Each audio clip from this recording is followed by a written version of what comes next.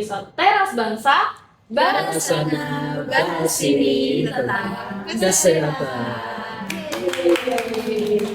Jadi pada kesempatan kali ini saya Dr. Zahra sebagai host bersama partner saya Ya, akan membahas tentang topik kesehatan yang kayaknya selalu ada di Indonesia. benar, ada di sekitar kita.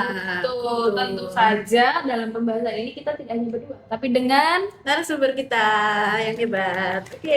Perkenalkan, saya Mariati sebagai programmer TB di Puskesmas Bangun Tapak 1. Iya. Udah berapa lama Bu jadi programmer TV? Saya sudah dari tahun 1998. Dari 98 udah lama banget. Iya, memang pengalamannya nggak perlu diragukan lagi Iya, ya, banget. Sobat Bangsa. Kemudian mungkin Halo Sobat Bangsa, perkenalkan saya Dr. Yuda, salah satu dokter di Puskesmas Banguntapan 1. Oke. Oke, berarti mungkin tadi udah ke-spill ya topiknya hari ini ya. Iya, Kalau kita benar. kedatangan programmer TB, berarti Betul. kita membahas tentang TB TB.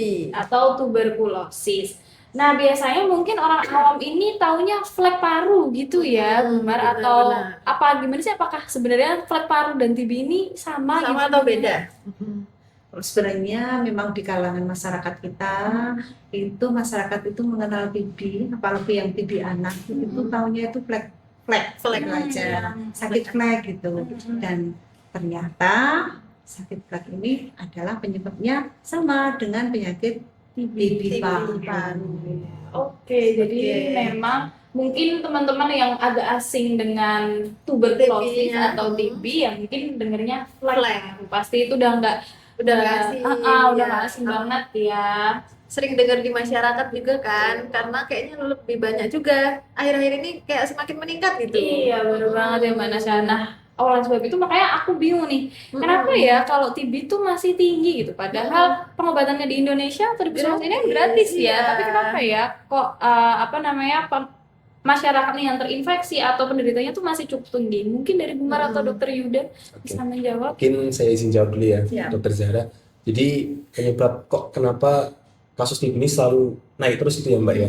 Sebenarnya itu ada banyak penyebabnya Mbak. Salah satunya itu adalah faktor sosial, di mana masyarakat kita ini banyak banget, masih banyak yang khususnya yang tinggal di pedesaan atau di pinggiran kota, itu di mana rumahnya itu masih berhimpitan satu sama lain yang pertama. Yang kedua, rumahnya itu ventilasi udara tidak bagus Mbak, jadi cuma ada satu pintu, mungkin satu pintu dan satu jendela. Padahal penyakit seperti TB ini tuh dia sangat rawan untuk menular di lingkungan yang kumuh, lingkungan yang minim ventilasi seperti itu. Oke. Itu baru sosial. Kemudian yang berikutnya dari kesadaran masyarakatnya juga Mbak. Jadi itu masih banyak masyarakat itu yang menganggap oh ternyata aku cuma batuk-batuk aja nih, tapi nggak aware kalau misalkan batuknya itu ternyata adalah TB. Oke. Dan juga stigma lain adalah terkait dengan kepatuhan. Kita tahu bahwasanya kalau TB ini kan pengobatannya nggak sebentar Mbak, paling sebentar itu 6 bulan minum obat. Banyak masyarakat yang baru 1 bulan itu udah kayak nggak kuat, kayak yaudahlah aku sakit aja nggak apa-apa. Males gitu. minum Males obatnya minum ya. obatnya. Apalagi obatnya banyak ya, nggak cuma satu. Apalagi obatnya biasanya. juga banyak. Mungkin itu tadi faktor-faktornya. Ya mungkin saya juga menambahkan ya Dokter Yuda yang memang saya sebagai programmer di sini kan kalau ada pasien atau apa pasti saya kunjungi. Kenyataannya di lapangan itu memang rumahnya itu jendela itu dari rumah dibuat sampai saya ke sana katanya sudah hampir 10 tahun belum pernah dibuka. Wah. Hal-hal semacam inilah nanti kalau ada penderita TB-nya di rumah tersebut, apalagi bakteriologis, otomatis apa? Tingkat penularannya pasti akan sangat tinggi seperti itu. Berarti memang sirkulasi udaranya Iya, itu sangat penting. Sekali Ya, ya. memang jendela, fungsi jendela itu memang harus betul-betul ini fungsinya apa harus dibuka, pintu juga dibuka sehingga sirkulasi udara itu akan berganti. Kalau seperti itu, bakteri-bakteri yang ada di sana itu akan mati karena sebenarnya bakteri TB ini kalau terkena sinar matahari akan cepat mati ya dokter ya. Cepat matinya ya ternyata. sebenarnya pencegahannya cukup sederhana ya, iya. cukup mudah dengan masuknya di lingkungannya yang baik, kemudian kepatuhan obat itu tadi ya. Iya. Ya memang benar, memang pencegahannya itu yang jelas kalau di masyarakat itu yang jelas kalau ada yang sakit TB harus segera diobati. Yang pertama itu, yang kedua harus patuh minum obatnya, kemudian ventilasi rumah harus sering dibuka, nanti peralatan tidur kalau panas juga harus dijemur seperti itu. Terus yang jelas apa? Penderita harus pakai masker seperti itu. Sobat bangsa itu harus ini ya, maksudnya lebih aware ya terkait itu. Nanti mungkin bisa jadi ada saudaranya atau tetangganya yang terkena, jadi lebih bisa Iya, betul mengingatkan, banget. atau mungkin kalau misalnya terkena juga harus lebih mawas diri Iya, kayak betul. gitu. Nah, mungkin kemarin tuh saya sempat lihat di TikTok, Bumar sama Dokter Yuda, itu tuh ada yang ngepost kayak dia dia ke luar negeri, terus katanya terinfeksi TB laten, terus dia tidak bergejala dan lain sebagainya. Nah, sebenarnya gimana sih cara membedakan TB laten atau TB aktif? Itu gimana Dokter Yuda dan Bumar? Mungkin ada yang mau menjelaskan Terus lebih TB laten itu apa gitu, mungkin biar sobat bangsa pada tahu. Oke. Jadi yang pertama perbedaan TB aktif dan TB laten ya dok ya.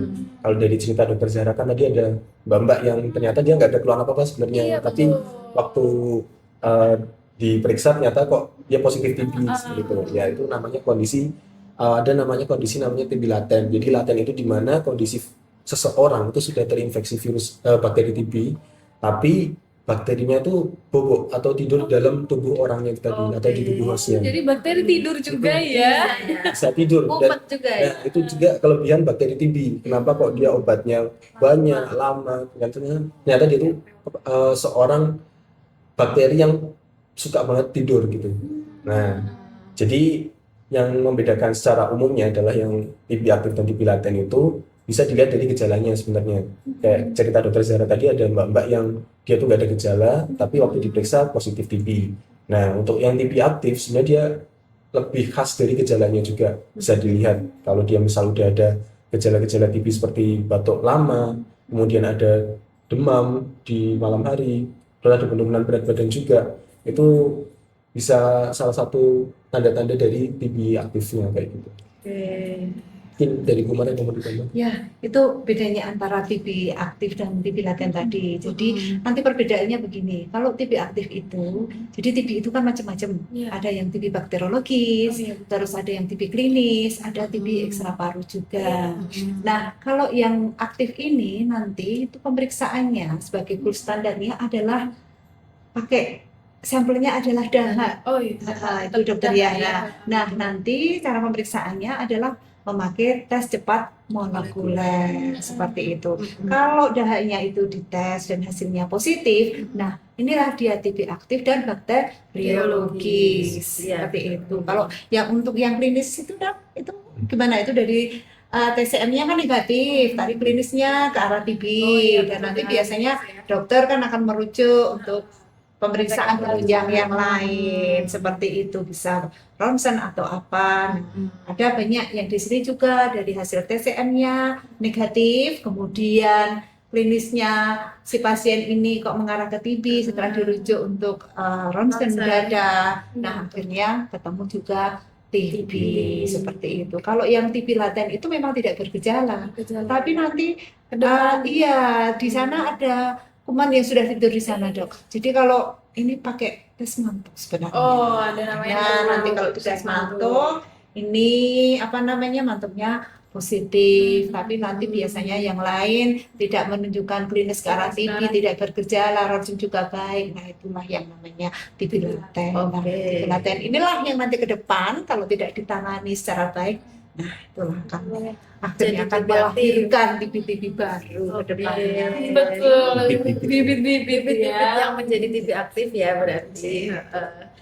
Terus kan tadi juga nggak ada gejala ya dok ya, Betul. tapi bisa jadi TB laten tadi kan. Bisa nggak kalau misalnya TB yang aktif itu tapi nggak ada gejala, nggak batuk lama kayak gitu, bisa terjadi nggak gitu? Sebenarnya dalam perkembangan dunia kedokteran mbak, semakin kesini tuh ada namanya mutasi genetik mbak. Jadi itu nggak cuma bakteri TB aja yang mungkin bisa berubah-ubah, tapi sesederhana influenza itu pun juga semakin kesini tuh makin mengalami mutasi genetik. Misal yang dulu orang pilek cuma minum obat pilek aja udah sembuh 2 hari, sekarang kok seminggu nggak sembuh-sembuh. itu bisa jadi karena mutasi genetik, termasuk juga di bakteri TB ini juga. Karena zaman semakin maju, jadi pada orang itu bisa jadi klinisnya berbeda-beda. Oh gitu. Jadi misal ada orang A dan B, ternyata yang A ini dia itu positif TB yang aktif, tapi ternyata dia gejalanya nggak seberat yang B. Jadi itu sebenarnya salah satunya penyebabnya adalah mutasi genetik. Kemudian penyebab lainnya adalah tergantung dari host atau orangnya tadi. Semisal pada lansia itu biasanya gejala klinisnya itu tidak sebagus pada manusia yang masih produktif atau usia muda. Misal karena memang udah penurunan fungsi organ dan lain-lainnya seperti itu.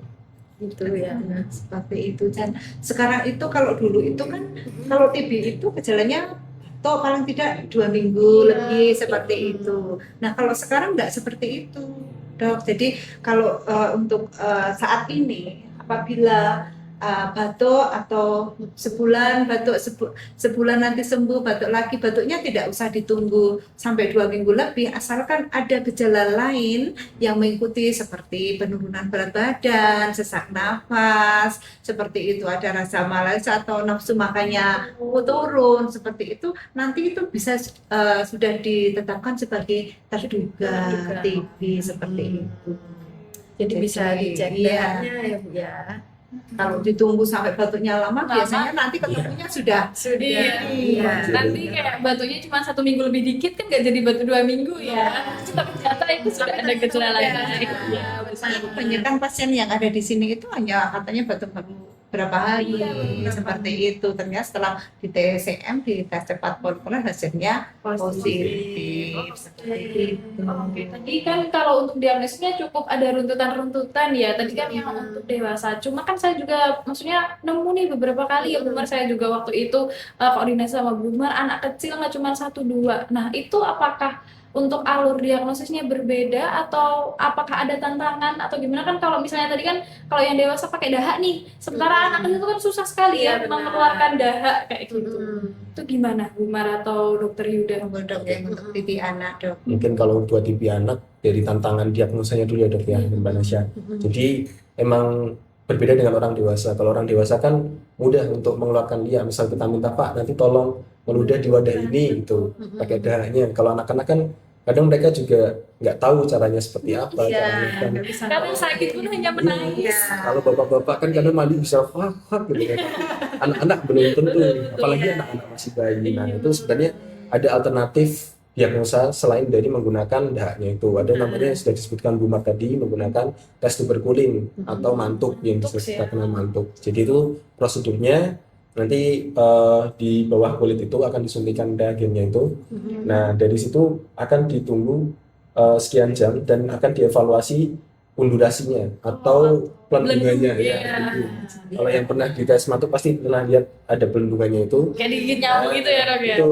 Jadi pelendungan itu nanti akan diukur. Kalau semisal dia ukurannya lebih dari 5 mm itu perlu digali lagi juga Mbak. Jadi kita meskipun lebih dari 5 mm kita nggak bisa langsung ngejudge oh ini positif nggak bisa. Nah kalau di anak-anak itu unik. Yang unik adalah kita perlu lihat latar belakangnya dulu. Semisal apakah dia berhubungan erat dengan penderita TB sebelumnya atau mungkin ada gejala klinis yang mendukung, itu baru bisa dikatakan positif. Oh gitu. Seperti itu. Berarti ada ketentuan Iya, scoringnya scoringnya, gitu. betul. Jadi memang kalau untuk diagnosis TB anak itu lebih sulit dan lebih rumit karena sistemnya pakai scoring. Iya. Jadi kalau scoringnya di atas berapa ya Dok itu Dok? 6 ya Dok Iya, ya? di atas Di atas 6 itu baru bisa ditetapkan sebagai penderita TB. Jadi nanti bisa digali, kita koordinasi dengan beberapa lintas program, ada dari gizi, nanti anak-anak ini gimana timbangannya, perkembangan, iya ada masalah nggak dengan gizi, seperti itu. Ada kontak, seperti yang disampaikan Dokter Yuda tadi, ada kontak erat nggak dengan penderita TB, seperti itu. Jadi nanti ada tahapan-tahapannya dan nanti akan di-scoring. Kalau skornya lebih dari 6, nah baru kita bisa Lanjutkan menetapkan si anak ini menjadi pasien Iya, TB. itu sempat dibahas juga itu tentang TB anak di Twitter tuh waktu itu sempat rame ya dengan scoring dan lain sebagainya. Iya, terus kalau TB anak itu bisa menularkan nggak ke orang dewasa Bu? Atau misalnya dia di daycare gitu terus nularin ke teman-temannya, itu Iya, bisa kadang nularin nggak? menjadi pertanyaan banyak ibu-ibu atau Iya. orang tua. Iya, jadi ibu-ibu semua kalau untuk TB anak sampai detik ini ya dok, untuk penularannya memang sangat Rendah ya. sangat rendah. Benar. Tapi kalau anak itu kan umurnya sampai berapa dok? Sampai 18 17 tahun. 18. Kalau yang anak-anak kecil kan tapi kalau Berbeda kalau sekarang Iya. gen alpha yang sudah Benar. enggak, kalau yang sudah 5 tahun ke atas dan dia sudah bisa mengeluarkan darah dan darahnya positif, nah itu yang menularkan. Iya, Ya, iya. kalau sampai kalau yang TB anak yang masih bayi atau baru umur, nah itu Balita sebenarnya gitu ya masih. memang penularannya sangat kecil sekali. Nah, saya tambahkan ini fungsinya IKA. Jadi ada yang namanya investigasi kontak. Oh, Jadi ini tantangan TB di wilayah kita di Puskesmas Banguntapan 1 khususnya dan secara garis besar di Indonesia itu adalah di IKA. Jadi fungsi dari investigasi kontak penderita TB terkonfirmasi itu sangat penting karena fungsi Betul, dari IKA tracing. ini ya tracing ini adalah untuk menentukan penularannya dari mana, Betul. apakah sudah menularkan ke orang lain atau belum, seperti itu. Jadi nanti kalau ada penderita entah itu TB anak, entah itu TB dewasa, entah itu bakteriologis, entah itu klinis, akan kita tracing, akan kita investigasi kontak untuk mencari. Kalau TB anak otomatis jelas dia tertular, tidak mungkin seperti itu. menular. Iya, nah kita akan cari dia tertularnya dari mana, seperti itu. Kalau yang dewasa sama akan kita cari dia tertularnya dari mana dan apakah dia juga sudah menularkan ke orang lain atau Benar. belum.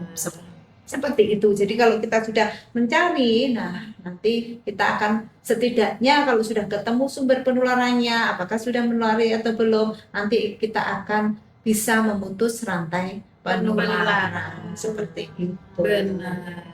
Nah gitu ya Sobat Bangsa, karena memang TB ini kok dirasa dari dulu ya Bu Mar dan Dokter Yuda, maksudnya kayak kok masih trending aja nih sakit begitu kan. Bukannya semakin sedikit Tapi kasusnya, kok malah kayak semakin begitu kan.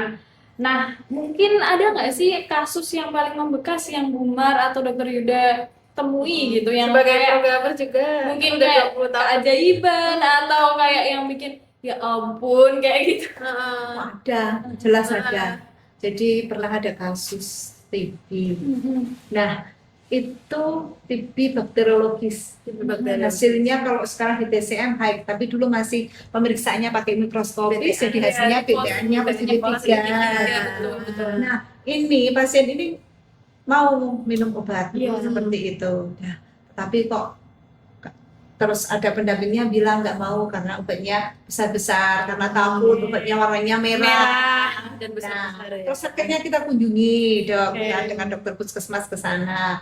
Setelah sana kita nggak mau pakai yang obat itu, akhirnya kita gerus dan kita masukkan ke dalam kapsul.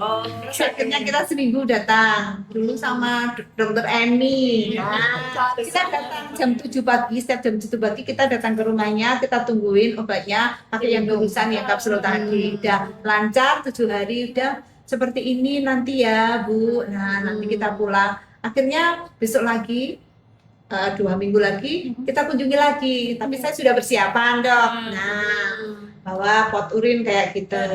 Gimana Bu, udah diminum sudah? Dan ini nanti ada pemeriksaan kayak gitu. Urin nanti untuk melihat perkembangannya gimana. Akhirnya saya tinggal, terus siang itu nanti kalau pipisnya yang jam 8 atau jam berapa yang ditampung kayak gitu. Terus akhirnya saya jam 11 ke sana. Tadi pipisnya yang jam setengah 9 Bu. Oh iya. Gimana dok pipisnya ternyata? Nah, kan kalau minum obat TB itu Jadi pipisnya pasti apa? Harusnya merah tapi pipisnya Pipisnya kuning dan jernih. jadi kasih gulanya Tidak diminum. Tahu aduh. Dan akhirnya kita melibatkan lintas sektor. Akhirnya. Jadi ada Bu Kader, ada Pak Dukung, ada Pak Lurah, Pak Camat, dari Koramil, dari Pak Tentara itu hadir. Dari Polsek juga dulu, akhirnya tetap simbahnya ini tetap kekeh, dia nggak terus minum obat. Akhirnya dalam waktu 1 tahun lebih 2 bulan akhirnya dia berpulang. Dan selang 4 bulan setelahnya putranya datang ke puskesmas karena dengan keluhan yang Yang sama. Terus akhirnya saya periksa hasilnya, positif seperti itu. Karena tidak mau berobat ya dok ya. Berarti memang Iya, tantangan di dia kan negeri jadi kita ini. menularkan putranya yang merawat beliaunya selama sakit seperti itu. Tantangannya bener-bener Berat ini ya. dan perlu juga untuk mengevaluasinya tuh perlu sedikit ini ya Bu Mer, kreatif sedikit Kreatif. gitu ya. Harus nyari jalan gimana. Nyari celahnya itu loh. Iya, memang. Mungkin memang kompleksnya itu di sosial di negara kita. Iya, hari ini pun tadi ada berita yang mana yang cukup membuat saya gimana gitu. Hari ini ada 5 penderita TB yang tidak ambil obat tepat pada waktunya. Aduh. Tapi berobatnya kan karena wilayah kita itu berdekatan dengan perbatasan ya Betul. kota, jadi berobatnya tidak di puskesmas, tapi Iya. dari Tapi masuknya rumah sakit. tetap Tapi kan dia tinggalnya di Tinggal di wilayah wilayah kita, seperti itu. Memang demografi ini tidak bisa dipungkiri, Tidak bisa pasti dipungkiri, berpengaruh iya. juga. Betul banget. Seperti itu. Nah, terus dari kasus-kasusnya kan tadi banyak yang kayak gitu kan Bu. Realistis nggak kalau kita tuh mencapai eliminasi TB di tahun 2020? 30 ya? Gimana dok? Ini ketawa apa ini? Realistis. Sebenarnya realistis Ya, ya. kita harus optimis. Kita harus Harus optimis optimis. seperti itu. Makanya mari tetap kita gandeng siapapun, entah lintas program, lintas sektor, semua lini kalangan masyarakat. Karena untuk menciptakan apa ya, eliminasi TB di tahun 2030 itu, kalau hanya di apa ya dipasrahkan Di puskesmas Bidang atau di kesehatan. bidang oh iya betul. sepertinya hasilnya sulit nanti tercapai. Makanya semua lini masyarakat, semua lapisan masyarakat harus terlibat dalam pengendalian penyakit TB ini, sehingga memang cita-cita negara kita yang baik yaitu eliminasi TB di tahun 2030 betul-betul akan terrealisasi, tercapai. Saya juga pengennya kayak gitu karena melihat apalagi anak-anak ya yang pasti tertular, kasihan banget kalau anak-anak Apalagi di sini datanya tahun 2025 kemarin sebangsa, ya ampun, malah di wilayah kita itu ada 3 desa, Potorono, Jambitan, dan Batu Retno, itu ada keseluruhannya ada 98 penderita TB. di tahun ini Dalam satu masih tahun. di satu wilayah puskesmas belum digabung. Belum yang Belum lain. yang lain. Dan dari Yang lain.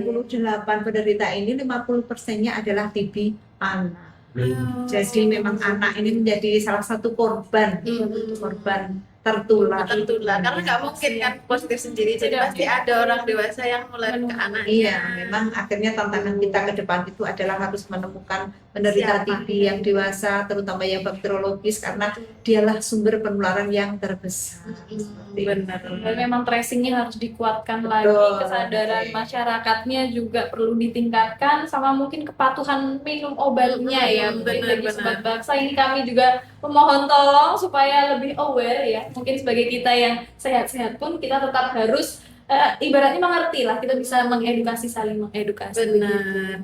Terus untuk kepatuhan minum obat Bu, kan tadi emang karena dari cerita-ceritanya tadi juga ada susah yang minum obat. Nah strateginya tuh gimana Bu? Ya sebenarnya kalau untuk strategi pasien, tapi kalau yang dipegang di puskesmas Banguntapan 1 kan memang menjadi pure tanggung jawab kita ya.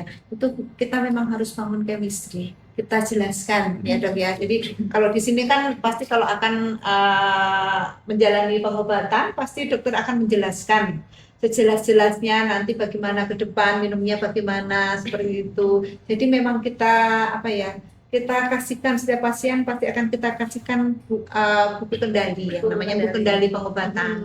Nanti di sana akan tertulis kapan dia datang, kapan dia ambil obat. Nah, nanti kalau pas tanggalnya itu nggak ambil berarti apa? Dia adalah mangkir. Nah, Mangkir. itu kita harus segera jemput Cari. bola, dicari. Evaluasi lagi. Iya, jangan sampai ini. Hilang. Kalau tidak ya memang kita pegang. Kalau penderitanya itu lansia, biasanya anak-anaknya. Nah, itu apa ya, kita pegang nomor handphonenya, nanti akan kita hubungi, oh ini saatnya ambil obat, seperti itu. Sering kita harus mengingatkan, karena itu memang tantangan terbesarnya adalah di situ, karena minum obatnya memang cukup lama ya dok ya, jadi 6 bulan itu paling ya. cepat 6 bulan, cepat ya, seperti Cepat. itu. Oke, karena mungkin sudah terbahas banyak sekali ya, Banyak banget. udah komprehensif tadi sampai yang lintas sektor melibatkan dirjen desa, mungkin aparatur desa dan lain sebagainya. Mungkin eh, udah semuanya ya Mbak Nasya, ya udah kayak lengkap banget. Mungkin ada take home message dulu sebelumnya dari Dokter Yuda atau Bu Mar. Oh iya, sama ada yang lupa. Dok, untuk terapi pencegahan TB. Oh iya, Oke, boleh. Ini permasalahan yang ada di puskesmas kita Sobat Bangsa itu adalah terapi pencegahan TB. Nah, permasalahannya apa? Karena yang akan kita berikan terapi pencegahan ini adalah mereka-mereka yang sehat, jadi tidak sakit. Iya, Nah, sakit. tetapi mereka-mereka ini adalah kontak erat serumah dengan penderita TB bakteriologis. Nah, nanti kalau sudah kita screening, kita cek dan hasilnya memang sehat, betul-betul sehat, tidak mengarah ke arah TB, nah nanti akan kita berikan terapi pencegahan TB. Makanya di zaman dahulu itu biasanya TB itu taunya penyakit turunan ya dok. Nah, Iya. nanti kalau bapaknya TB biasanya anak Anak itu keponakan. padahal ya karena Nah, padahal seperti kontaknya itu, karena erat. kalau zaman dulu belum ada terapi pencegahan TB seperti ini. Kalau sekarang sudah ada terapi pencegahan, maka yang kontak serumah akan yang sehat nanti akan kita berikan terapi pencegahan sehingga kedepannya dia tidak akan tertular TB seperti itu dok.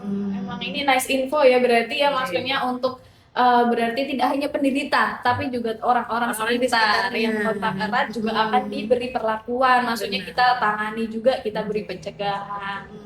Satu lagi Bu, kan tadi kalau misalnya obatnya tuh nggak diminum, kan jadi bisa jadi menyebabkan TB resisten obat. Nah itu tuh resisten obat tuh apa gitu? Bisa dijelasin ke Sobat Bangsa? Oke, jadi TB resisten obat itu kondisi di mana bakteri yang menyerang hostnya atau orang itu tadi itu Mbak, itu udah kebal sama obat yang diberikan sebelumnya. Jadi bakteri TB itu pintar Mbak. Jadi dia tuh ibaratnya ada obat masuk nih. Jadi mereka tuh membaca, oh ini ada obat yang mau menghilangkan saya dari tubuh orang ini gitu. Nah, kalau misalkan penderita tadi tidak minum obat secara rutin, bakteri TB ini dia akan mempelajari obat tadi Mbak. Jadi dia menangkap pola bagaimana obat tadi itu membereskan bakteri-bakteri ini. Makanya kalau misal ada pasien tidak minum obat secara rutin, bakterinya makin pintar dan akan menyebabkan resiko TB resisten obat itu tadi. Resisten obat. Bisa gitu. Jadi harus kayak mengganti obatnya gitu ya dok, Iya. atau pengobatan Iya. jadi lebih lama begitu ya. Pengobatan lebih ya. lama, resikonya juga berbeda.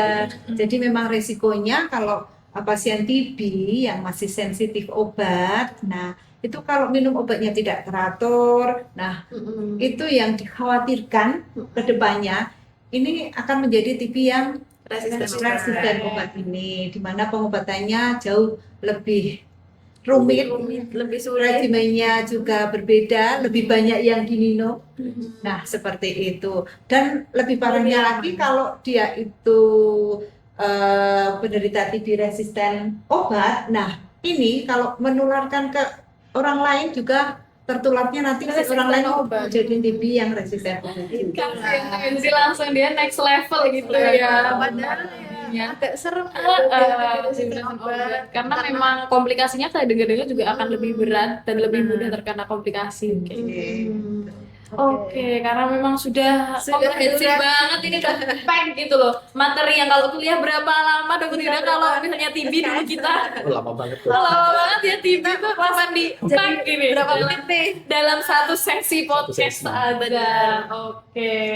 Ada pesan-pesan nggak buat Sobat Bangsa dari Bu Mar atau dari Dokter Yuda? Sama Dokter Oke, Yuda mungkin dulu. dari saya Kalian dulu. closing statement Oh ya, kalau dari saya mungkin cara untuk menghilangkan TB ini salah satunya adalah dengan mengajak kerjasama semua pihak. Salah satunya adalah masyarakat, di mana sebelumnya masih banyak masyarakat yang belum sadar tentang bahayanya TB seperti itu. Mungkin sobat-sobat bangsa semua bisa bantu kita juga untuk misalkan ada teman terdekat, orang-orang terdekat yang memiliki gejala-gejala khas TB seperti itu nanti bisa untuk memberikan dorongan motivasi kepada para penderita TB tersebut supaya mereka juga semangat dalam melakukan penyembuhan atau pengobatannya seperti itu. Iya. Dari Ibu Mar? Mungkin kalau dari saya, Sobat Bangsa, jadi jangan remehkan bentuk jangan-jangan batuk tadi adalah batuk bukan batuk Biasa. Dan sekali lagi pesan saya, jangan sampai kita tertular dan jangan sampai kita menularkan. Oke, kalau Oke. mau screening jangan lupa ke Puskesmas Bangun Dapat Satu. Oke. Kita akan siap sedia melayani ya Bu. Iya, Oke, siap sedia. mungkin kayaknya sudah cukup Sudah ya. cukup. Ini semuanya sudah penuh banget, maksudnya materinya sudah bagus. Oke, mungkin kalau saya izin berpesan ya sama sobat bangsa, jangan lupa like, comment, and share. Dan Oke. subscribe jangan. Oh iya betul, subscribe jangan kelupaan. Oke. Thanks bangsa. Bahas sana, bahas sini tentang kesehatan. Sampai jumpa di next episode.